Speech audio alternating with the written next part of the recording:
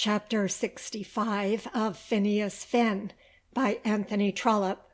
This recording is in the public domain, read by Dion Gines, Salt Lake City, Utah. The Cabinet Minister at Killaloe. Phineas did not throw himself into the river from the Duke's garden, and was ready, in spite of Violet Effingham, to start for Ireland with Mr. Monk at the end of the first week in August. The close of that season in London certainly was not a happy period of his life. Violet had spoken to him after such a fashion that he could not bring himself not to believe her.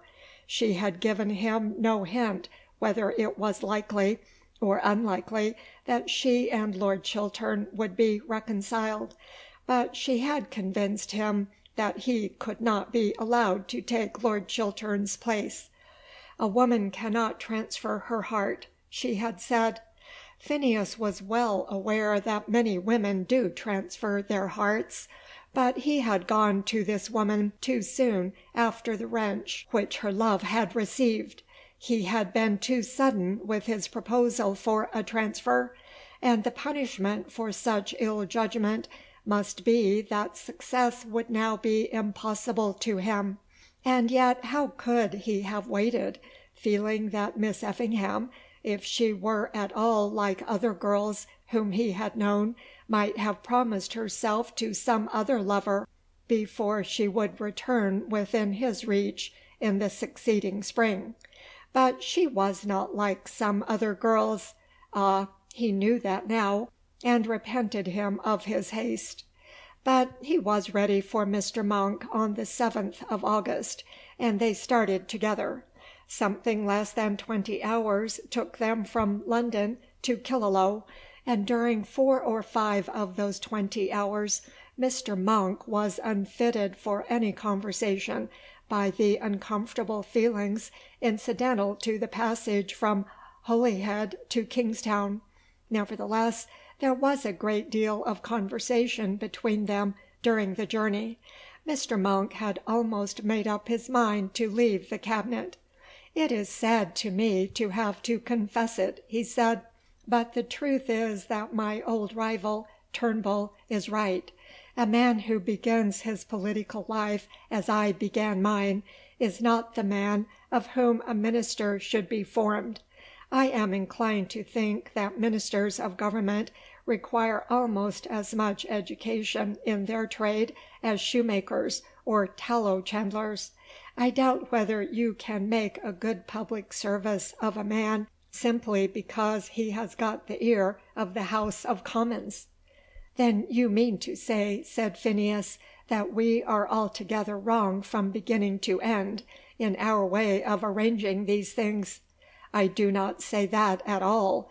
Look at the men who have been leading statesmen since our present mode of government was formed.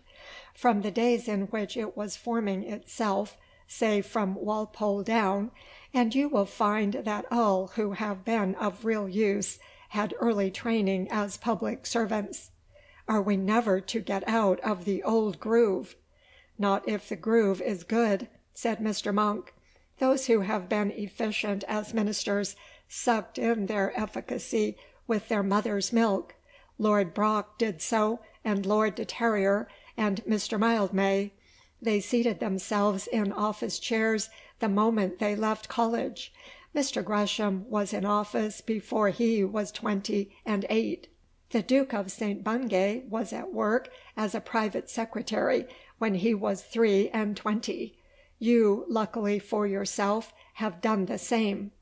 "And regret it every hour of my life." "You have no cause for regret, but it is not so with me. If there be any man unfitted by his previous career for office, it is he who has become, or who has endeavoured to become, a popular politician, an exponent, if I may say so, of public opinion. As far as I can see, office is offered to such men with one view only, that of clipping their wings, and of obtaining their help. It is the same thing. Help from Turnbull would mean the withdrawal of all power of opposition from him. He could not give other help for any long term, as the very fact of his accepting power and patronage would take from him his popular leadership.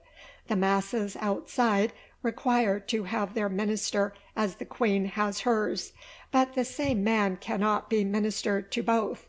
If the people's minister chooses to change his master and to take the Queen's shilling, something of temporary relief may be gained by government in the fact that the other place will for a time be vacant. But there are candidates enough for such places, and the vacancy is not a vacancy long. Of course, the Crown has this pull, that it pays wages, and the people do not. I do not think that influenced you, said Phineas. It did not influence me. To you I will make bold to state so much positively, though it would be foolish, perhaps, to do so to others. I did not go for the shilling, though I am so poor a man that the shilling is more to me than it would be to almost any man in the house. I took the shilling, much doubting, but guided in part by this, that I was ashamed of being afraid to take it. They told me, Mr. Mildmay and the Duke, that I could earn it to the benefit of the country. I have not earned it, and the country has not been benefited, unless it be for the good of the country that my voice in the House should be silenced. If I believe that, I ought to hold my tongue without taking a salary for holding it. I have made a mistake, my friend. Such mistakes made at my time of life cannot be wholly rectified. But being convinced of my error, I must do the best in my power to put myself right again. There was a bitterness in all this to Phineas himself, of which he could not but make plain to his companion. The truth is, he said, that a man in office must be a slave, and that slavery is distasteful. There I think you are wrong, if you mean that you cannot do joint work with other men altogether after your own fashion. The same may be said of all work. If you had stuck to the bar, you must have pleaded your causes in conformity with instructions from the attorneys. I should have been guided by my own lights in advising those attorneys. I cannot see that you suffer anything that ought to go against the grain with you. You are beginning young, and it is your first adopted career. With me it is otherwise. If by my telling you this I have led you astray, I shall regret my openness with you. Could I begin again, I would willingly begin as you began. It was a great day in Killaloe, that on which Mr. Monk arrived with Phineas at the doctor's house. In London, perhaps, a bishop inspires more awe than a cabinet minister. In Killaloe, where a bishop might be seen walking about every day, the mitred dignitary of the church, though much loved, was thought of, I fear, but lightly, whereas a cabinet minister coming to stay in the house of a townsman was a thing to be wondered at, to be talked about, to be afraid of, to be a fruitful source of conversation for a year to come.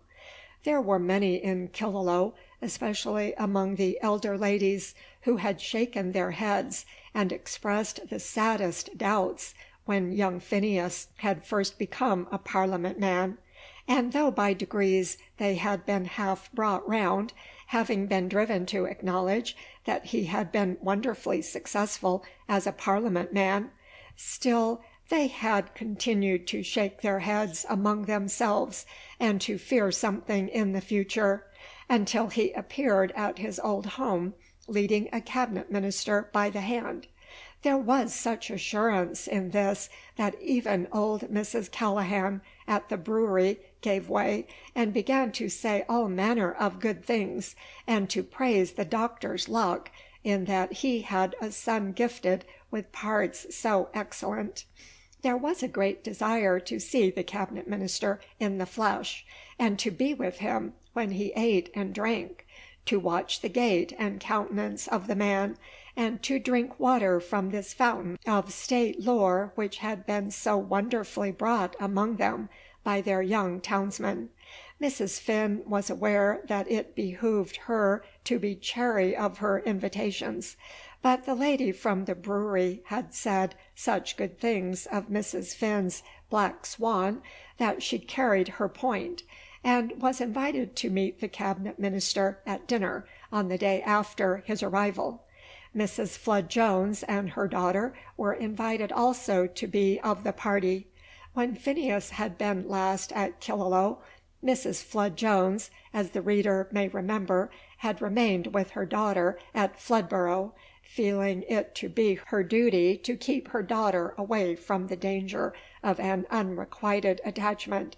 But it seemed that her purpose was changed now, or that she no longer feared the danger, for both Mary and her mother were now again living in Killaloe, and Mary was at the doctor's house as much as ever. A day or two before the coming of the god and the demigod to the little town, Barbara Finn and her friend had thus come to understand each other as they walked along the Shannon side. "I am sure, my dear, that he is engaged to nobody," said Barbara Finn. "And I am sure, my dear," said Mary, "that I do not care whether he is or is not." "What do you mean, Mary?" "I mean what I say.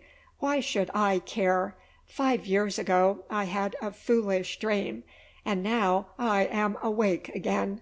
Think how old I have got to be." "Yes, you are 23. What has that to do with it?" "It has this to do with it, that I am old enough to know better. Mamma and I quite understand each other. She used to be angry with him, but she has got over all that foolishness now. It always made me so vexed, the idea of being angry with a man because, you know one can't talk about it, it is so foolish, but that is all over now." "Do you mean to say you don't care for him, Mary? Do you remember what you used to swear to me less than 2 years ago?" "I remember it all very well, and I remember what a goose I was. As for caring for him, of course I do, because he is your brother, and because I have known him all my life. But if he were going to be married to-morrow, you would see that it would make no difference to me." Barbara Finn walked on for a couple of minutes in silence before she replied. "Mary," she said at last, "I don't believe a word of it." "Very well. Then all that I shall ask of you is, that we may not talk about him any more. Mamma believes it, and that is enough for me." Nevertheless, they did talk about Phineas during the whole of that day, and very often talked about him afterwards, as long as Mary remained at Killaloe. There was a large dinner party at the doctor's on the day after Mr. Monk's arrival. The bishop was not there, though he was on terms sufficiently friendly with the doctor's family to have been invited on so grand an occasion. But he was not there, because Mrs. Finn was determined that she would be taken out to dinner by a cabinet minister in the face of all her friends. She was aware that had the bishop been there, she must have taken the bishop's arm. And though there would have been glory in that, the other glory was more to her taste. It was the first time in her life that she had ever seen a cabinet minister, and I think that she was a little disappointed at finding him so like other middle-aged gentlemen. She had hoped that Mr. Monk would have assumed something of the dignity of his position, but he assumed nothing. Now the bishop, though he was a very mild man, did assume something by the very facts of his apron and knee-breeches. "I am sure, sir, it is very good of you to come and put up with our humble way of living," said Mrs. Finn to her guest, as they sat down at table. And yet she had resolved that she would not make any speech of the kind. that she would condescend to no apology, that she would bear herself as though a cabinet minister dined with her at least once a year. But when the moment came, she broke down and made this apology with almost abject meekness, and then hated herself because she had done so. "My dear madam," said Mr. Monk, "I live myself so much like a hermit that your house is a palace of luxury to me." Then he felt that he had made a foolish speech, and he also hated himself. He found it very difficult to talk to his hostess upon any subject, until by chance he mentioned his young friend Phineas. Then her tongue was unloosed. "Your son, madam," he said, "is going with me to Limerick, and back to Dublin. It is a shame, I know, taking him so soon away from home, but I should not know how to get on without him." "Oh, Mr. Monk, it is such a blessing for him, and such an honour for us, that you should be so good to him." Then the mother spoke out all her past fears and all her present hopes, and acknowledged the great glory which it was to her to have a son sitting in Parliament, holding an office with a stately name and a great salary, and blessed with the friendship of such a man as Mr. Monk. After that, Mr. Monk got on better with her. "I don't know any young man," said he, "in whose career I have taken so strong an interest." "He was always good," said Mrs. Finn, with a tear forcing itself into the corner of each eye. "I am his mother, and of course I ought not to say so, not in this way, but it is true, Mr. Monk." And then the poor lady was obliged to raise her handkerchief and wipe away the drops. Phineas, on this occasion, had taken out to dinner the mother of his devoted Mary, Mrs. Flood Jones. "What a pleasure it must be to the doctor and Mrs. Finn to see you come back in this way," said Mrs. Flood Jones. "With all my bones unbroken?" said he, laughing. "Yes, with all your bones unbroken. You know, Phineas, when we first heard that you were to sit in Parliament, we were afraid that you might break a rib or two, since you choose to talk about the breaking of bones. Yes, I know, everybody thought I should come to grief, but nobody felt so sure of it as I did myself. But you have not come to grief. I am not out of the wood yet, you know, Mrs. Flood Jones. There is plenty of possibility for grief in my ways still. As far as I can understand it, you are out of the wood. All that your friends here want to see now is, that you should marry some nice English girl, with a little money if possible. Rumours have reached us, you know." "Rumours always lie," said Phineas. "Sometimes they do, of course, and I am not going to ask any indiscreet questions. But that is what we all hope. Mary was saying only the other day that if you were once married, we should all feel quite safe about you. And you know we all take the most lively interest in your welfare. It is not every day that a man from County Clare gets on as you have done, and therefore we are bound to think of you." Thus Mrs. Flood Jones signified to Phineas Finn that she had forgiven him the thoughtlessness of his early youth, even though there had been something of treachery in that thoughtlessness to her own daughter, and showed him also that whatever Mary's feelings might have been once, they were not now of a nature to trouble her. "Of course you will marry?" said Mrs. Flood Jones. "I should think very likely not," said Phineas, who perhaps looked farther into the mind of the lady than the lady intended. "Oh, do," said the lady. "Every man should marry as soon as he can, and especially a man in your position." When the ladies met together in the drawing-room after dinner, it was impossible but that they should discuss Mr. Monk.